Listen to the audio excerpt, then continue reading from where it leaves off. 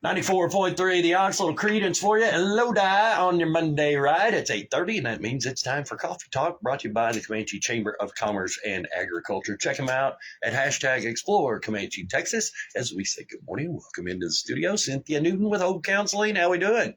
We're doing well, doing well. I've missed you. You've been on hiatus. I have been on something. Well, of course, Memorial, right? Of course, Memorial Day had us on hiatus last week. Yes, and then I was sick, and Yep. whatever. I couldn't even talk. I mean, I think there were a lot of people that were appreciative of that, especially my kids. See, that happens to my wife periodically, and everybody goes, "Oh, I bet Kyle loves that." No, he doesn't, because now I get yelled at on paper, right? She'll write it down. Or text messages. Or the sign language that's really, it's like ebonomic sign language. I don't know how else to describe it. It's pretty rough. Yeah. It's no picnic. That's all I'm saying. Well, anyway, hopefully I'm back for a little while, and we're not going to have any more issues with me getting sick or having to take care of whatever. So Anyway, I don't know. May was kind of a blur. So we're already in June. June's kicking off like in a blur already. Yeah. So here we we've are. had a lot of rain. Yeah. That is a good thing. Yeah. So mowing's a big part of what I do now. Yes. I think everybody's having to do that. But anyway. So today I want to talk a little bit. I know that we had a topic a couple weeks ago on alcohol, but I want to go a little bit deeper on that today because I think alcohol use and triggers and excessive alcohol consumption are such a big issue, Sure. and it can be so minimized, and overlooked because alcohol is legal, right? So it's kind of like, well, alcohol is legal, so what does it matter? Well, I mean, it can become a true problem. And so I want to talk today about alcohol use disorder and what you can do to help yourself if you're struggling with alcohol use. So there's a harm reduction approach, and harm reduction approaches to alcohol may or may not include abstention. Okay. So remember, everybody's different. Everybody's unique. Its approach is to minimize the negative consequences in situations where people will be drinking. The drinker is held responsible for his or her actions. I mean, that kind of makes sense, right? Yeah. I mean, if you decide to go and drink and get into trouble, it's probably not the other person's fault. That was never an excuse. Everybody, they go, well, I was drunk. Well, I don't care. Who got you there? You did. You're the one. Nobody forced drunk you. Forced made you drink. I don't know. That was whatever. Anyway, it is Monday. So harm reduction examples are substitution of less intoxicating or damaging behaviors, choosing low alcohol beverages, light beers, low alcohol wines, or light spirits. Controlled drinking programs. Join a program that does not require complete abstinence, but instead teaches individuals to control their drinking. Okay. Mm-hmm. Measures that directly or indirectly reduce the consequences of intoxication. Using free public transportation after having drinks, getting an Uber or a Lyft. Take measures that would reduce injuries or fatalities. Eating before and while drinking. That's huge. If you drink on an empty stomach, guess what? Yeah. I mean, make sure you're eating while you're drinking, because your alcohol level is not going to go as high as quickly. Right. There's nothing absorbing it except your liver. Except your liver. That's right. So learn about the effects of combining medication and alcohol. So be aware of the medications that you're taking and how those might mix with alcohol. Bring awareness to your drinking. Identify alcohol problems you want to avoid. Some people may black out when they're drinking. So write down how much you drink by counting the bottles or other residuals. Okay. So just be aware, and that's one of the tools I use in therapy is, you start writing it down. All of a sudden you become more aware Sure. of how much you are. Yeah. It's easy to not have to be aware if you don't, log Take it. an inventory. Absolutely. Yeah. I mean, it's easy just to, let me throw that away so I don't have to see it. Well, if you take an inventory, you keep one trash can that's full for the day or the week or whatever, and you really take a look at it, that can help you realize maybe that you might need to slow down a little bit. Okay. So think about your intentions, write down goals and put them down where you would see them frequently. Think of what you want to see happen for yourself. And this can lead to reducing alcohol consumption and creating a positive thought process. Okay.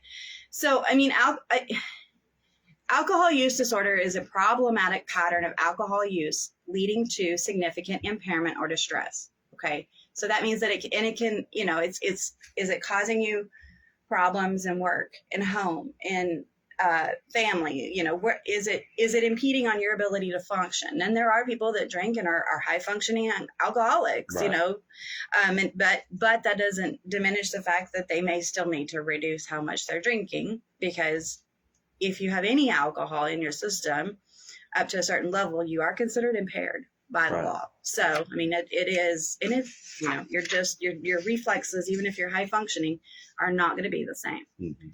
So it's just like being tired. You're not going to be the same, you know?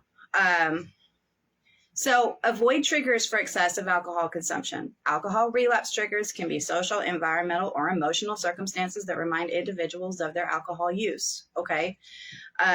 You know, I was talking to somebody the other day that one of their triggers, you know, they've completely stopped drinking, and one of their triggers is just drinking a cherry Coke, because that's what he used to drink, you know, with okay. With mixed up. Okay. Yeah.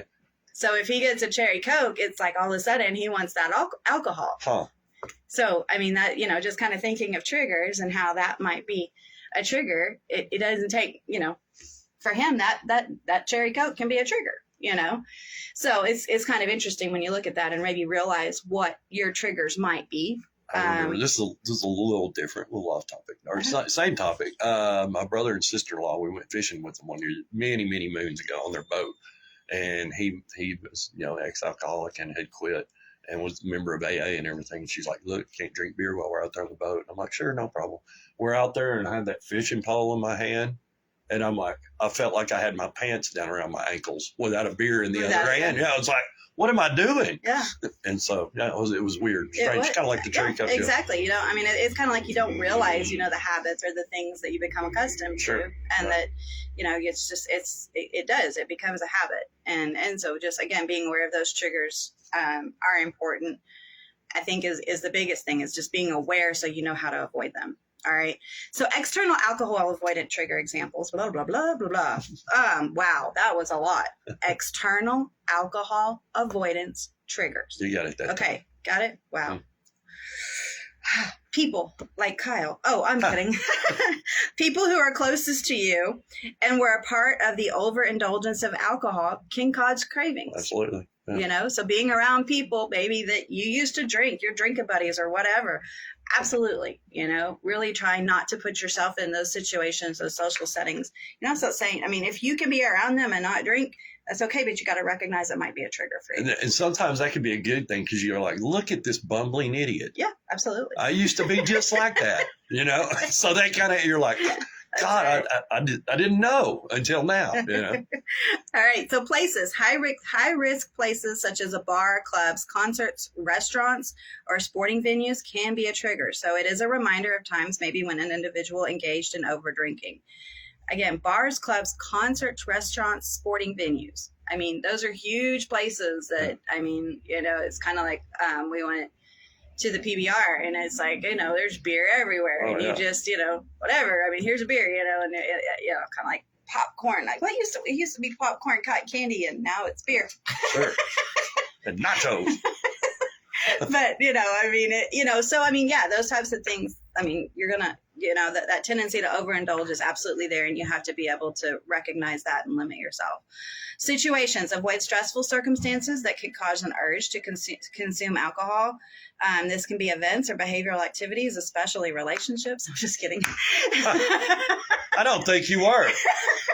That was a shot across the bow somewhere.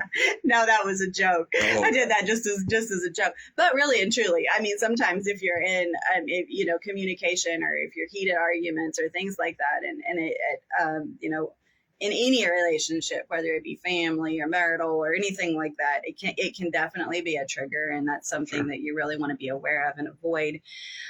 Stressful circumstances, you know, find ways to cope, find ways to avoid that. What do you have to do to help you? So create a plan to avoid certain areas if they are unavoidable. Okay, so create a plan to resist alcohol or leave the scene. So that's, you know, again, you've got to be prepared, because some things are unavoidable. All right, so internal alcohol avoidance triggers thoughts, feelings, and emotions that were previously linked with alcohol abuse. Examples are anger, anxiety, depression, irritation, shame, boredom, embarrassment, frustration, or insecurity. And those are just a few examples, but those are internal thoughts that might have triggered alcohol use or an abuse. And those in are the tough past. ones because you can't run away from that. No, I mean, it's kind of like, you know, and I hear many people say, you know, that, you know, they'll drink and all it does is they still wake up in the morning and they still have the same problems and the same emotions. Now they just have a headache, you know, Feel I mean, like crap, yeah, or feel like crap, you know, I mean, exactly. So it's, you know, the problems are still there. You're just covering them up and you're still going to have to deal with them eventually. Yep. Identifying feelings that can trigger excessive alcohol consumption by asking these 3 questions. How do I feel before consuming alcohol? How do I want to think before drinking alcohol? And within the last week, how did I feel when craving alcohol? So again, look at yourself.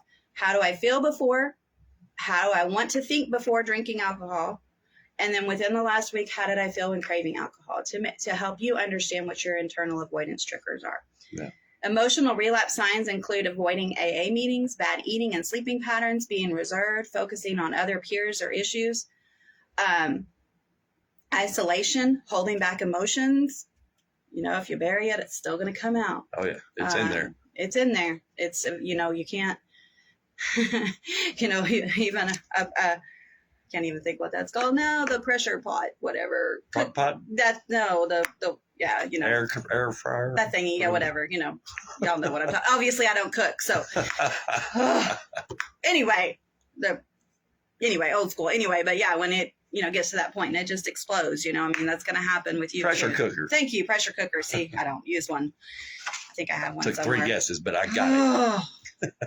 So listed below, let's think about some helpful tips, okay, of attending therapy sessions, avoiding caffeine. That actually caffeine can be a trigger for relapse.